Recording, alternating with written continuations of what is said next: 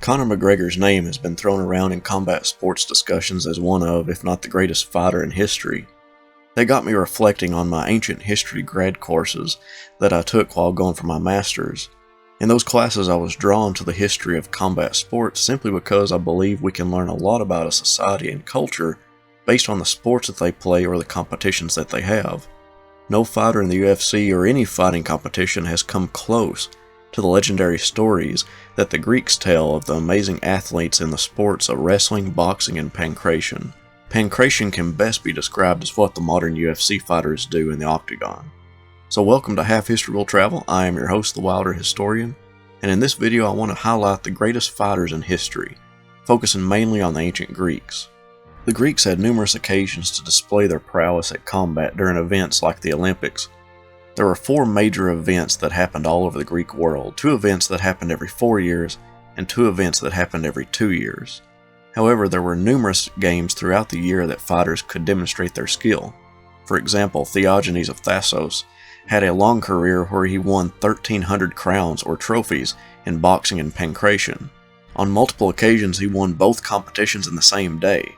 That is a huge feat when considering that each sport was a tournament and anywhere from 9 to 30 participants. The stamina that Theogony demonstrates by winning multiple competitions anywhere between 4 and 10 fights in a single day puts the cardio of modern day fighters in question. Today's boxers have 17 weight classes to enter into. In antiquity there were no weight classes, therefore the bigger man usually won. Many ancient writers tell us of the size of these athletes. The first victor ever recorded in pancration was Lycdamus of Syracuse. His foot was a cubit long, or 18 inches. These men were gigantic and possessed gigantic appetites. A wrestler named Milo from Croton was said to eat 20 pounds of meat and 20 pounds of bread a day and wash it down with 18 pints of wine.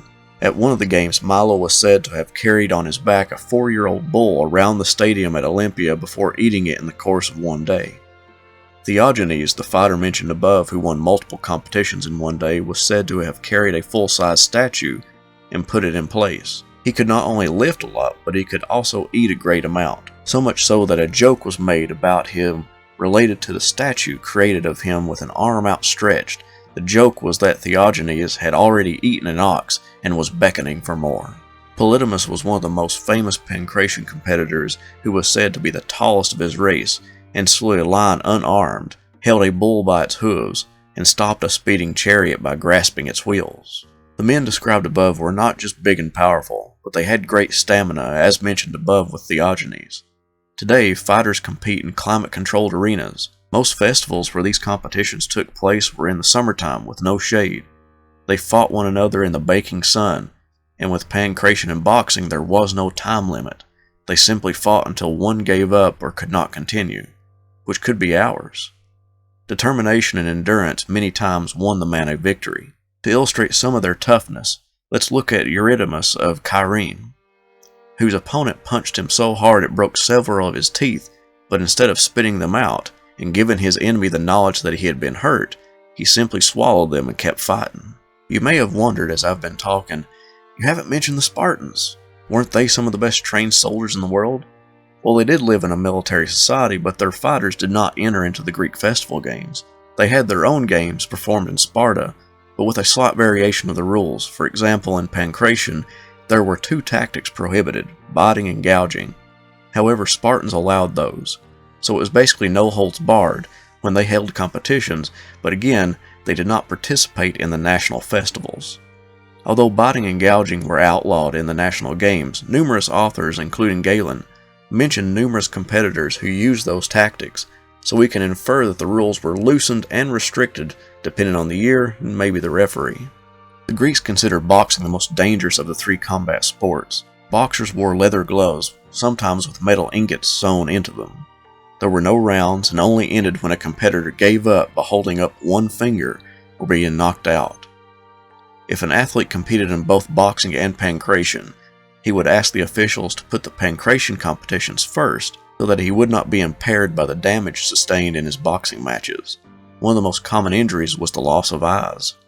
So let's take an in-depth look at some of the most famous Greek competitors. Theogony was mentioned above for his great strength and ability to win multiple competitions in one day, but that is only one part of his story. His father was a priest of Heracles, meaning that his family was of some importance. Theogony was incredibly aggressive, one time challenging every man to pancration at a banquet. He was charismatic in the ring, and that was what made the crowd love him. After his death, he was worshipped as a divinity in his home of Thassos, and sacrifices were made to him.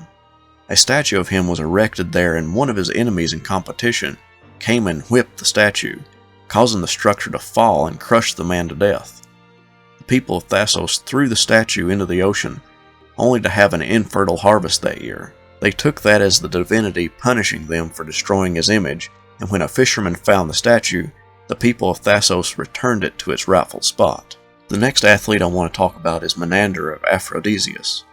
Think of him as the Arnold Schwarzenegger of the ancient world when it came to what he gave back to the sporting world. Menander in the 2nd century of the Common Era traveled all over the known world, from Rome to Arabia, winning in pancration at all the city's games that he participated in.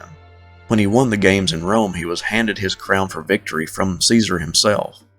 People cared for him so much that he was given citizenship and senatorial positions in multiple cities and city-states. Once he got out of competition, he organized local games for different cities, and even on some occasions paid for the prizes of the winners out of his own pocket. Numerous statues were erected in his honor for supporting competition in games all over the known world. The last athlete I want to talk about is Milo of Croton. I mentioned him earlier, but it did not go into his victories. As a boy in the boys' division of the Olympic Games, he won in wrestling, and he won as an adult 5 times, also in wrestling. He won 7 Delphic crowns, 10 crowns at the Isthmus Games, and 9 at Nemenia. Milo was a giant of a man with incredible strength. It was said that he could hold a pomegranate in his hand without breaking a single seed, yet no one could move a finger from it. Standing on an old discus, he defied challengers to push him from it, and when he held out his hand with his elbow bent perpendicular, no one could move even his smallest finger. He could burst a band around his temples by inhaling air and causing his veins to swell. Milo was not only an athlete, but a warrior. He was said to go into battle wearing the crowns of his victories and dressed like Heracles with a lion's skin and a club. Personally, I put the greatest fighter in history as Theogony, based on his incredible win record, but I do not downplay the feats of Milo. Now for the record, we can assume that some of the feats mentioned for all the athletes above have been partially or mostly exaggerated, but the win-loss records can be assumed to be correct. Thank you all so much for watching. Do you think that today's athletes could have competed with ancient fighters? Let me know in the comments below, and I'll see you next time.